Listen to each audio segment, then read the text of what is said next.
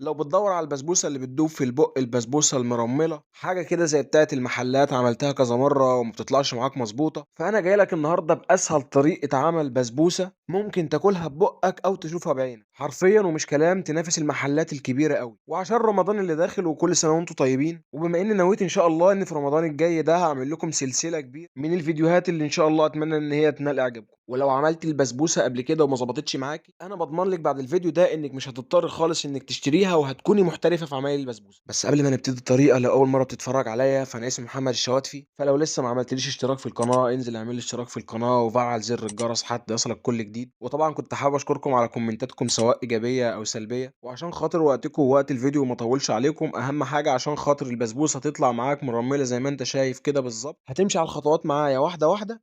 فقبل ما نبدأ الفيديو هتصلي على النبي وتيجي اقول لك هنعمل العظمه دي ازاي.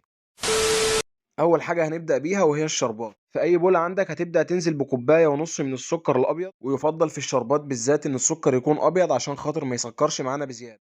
عليهم كوبايه ونص من الميه مع نص ليمونه كده او مع عصره ليمون. هنديلهم تقليبه على السريع ونحطه على النار على درجه حراره متوسطه، واول ما يبدأ يغلي هنسيبه دقيقتين ونشيله. بعد كده بقى هنحضر البسبوسه. هنجيب نص كوبايه سمنه وهننزل بيها في البولة بتاعتنا، وده 400 جرام من اللبن الرايب زي ما انتوا شايفين كده بالظبط، لبن رايب مش لبن حليب، ونزلت بيه في البولة كده على السمنة. ملحوظة بسيطة بس، يفضل ان تكون كل المكونات بدرجة حرارة الغرفة. بعد ما نزلنا باللبن الرايب بتاعنا، جبت 3 كوبايات من السميد الناعم او 500 جرام بالظبط، ونزلت بيهم على السمنة واللبن الرايب بتاعنا. بعد ما نزلت بيهم جبت كيس بيكنج باودر زي ده ونزلت بيه عليهم ربع معلقة صغيرة فانيليا سايلة. مسكت المكونات دي ونزلت فيهم تقليب تقريبا مش أقل من 5 دقايق لحد ما اتأكدت إن خلاص المكونات معايا كلها امتزجت في بعضها. انت ممكن ياخد معاك وقت اكتر من كده، ممكن ياخد معاك وقت اقل من كده، مش ده المهم. المهم انك تتأكد ان المكونات كلها امتزجت في بعضها كده، وما تستعجلش خالص. خد وقتك في التقليب واديها حقها عشان تعرف بعد كده تلاقي نتيجة كويسة.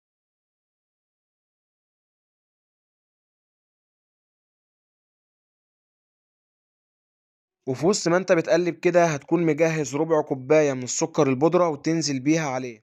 ودي تركاية محدش هيقولك عليها. طبعا انت دلوقتي نفسك تسألي فايدة سكر البودرة ايه، ما احنا كده كده عاملين شربات. فايدة السكر البودرة ان هو بيدينا لون ذهبي جميل جدا، وخدوا بالكم من التركات دي عشان بتفرق جدا جدا في الطعم. بعد كده هتكوني مجهزة ربع كوباية من جوز الهند ويكون ناعم عشان خاطر ما يعملش معانا حبيبات كده ولا يبان. بعد ما خلطناه كويس وتأكدنا ان الخليط كله تداخل مع بعضه، هنكون مجهزين صينية مقاس 25 في 25 مدهونة بسمنة كويس، هننزل فيها بالبسبوسة بتاعتنا ونبدأ نوزعها بإيدينا، وبعد كده نمسكها كده ونهزها ونخبطها خبطتين ونتأكد ان البسبوسة مفيش حتة واطية وحتة عالية. بعد كده بقى انت ممكن تزينيها بشوية سوداني مجروش بأي حاجة عندك المتوفر، ولو مش موجود حاجة خالص الخطوة دي كده كده اختيارية وما بتفرقش في الطعم خالص. انا بس عشان خاطر كان متوفر عندي شويه من السودان المجروش كده فجبتهم كده ورصيتهم على الوش بالطريقه دي كده بالظبط وبس. خلاص دي كانت اخر خطوه. هتكوني مجهزه الفرن على درجه حراره 180 من قبلها ب10 دقائق، وهتحطي فيه البسبوسه 25 دقيقه بالظبط، او بعد 20 دقيقه ممكن تبص عليها كده اول ما تاخد اللون الذهبي خلاص هي بقت كده تمام. وده عشان درجه الحراره بتختلف من فرن للتاني. وده كده هيكون قوام الشربات بتاعنا. هتجيب كده اي حاجه خشب وحسيته انه ماسك زي ما انت شايف كده، فانت كده في المظبوط. يكون عامل سير كده،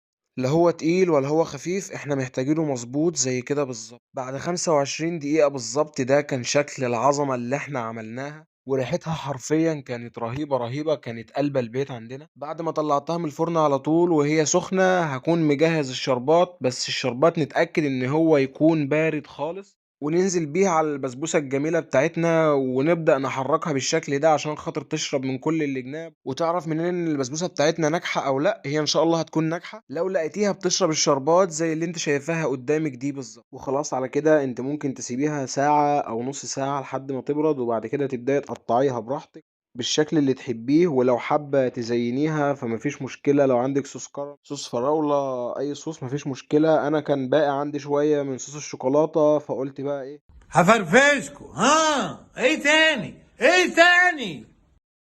ويا ريتني ما عملت كده. المهم زينتها كده بشوية صوص الشوكولاتة اللي كانوا عندي. ده طبعا ما كانش بإيدي أنا بس، لا ده طبعا كان شركة ابن عمي. المهم في الآخر رسمنا الرسمة العبيطة دي، أنا مش عارف في إيه، بس المهم يعني إن هي رسمة ومشوها إن هي رسمة جامدة وبتاع. المهم إن خطوة الصوص دي اختيارية جدا وأنت ممكن ما تعملهاش خالص. بس أنا عشان كان عندي شوية وما ينفعش أرميهم، فعملت الجريمة اللي قدامكوا دي أنا وابن عمي، وربنا يسامحنا بقى. حياة النبي محمد، دي اللي هتجيب لي جلطة، ما حد هيجيب لي جلطة غير ده. فطبعا لو عجبتك الطريقة ما تنسيش اللايك والشير وتتمنى لي من قلبك الخير. وأنا هنا بس كنت حابب أوريكم التفاصيل والعظمة، ومش بس شكلها اللي كان حلو، لأ فعلا طعمها كان جامد جدا جدا.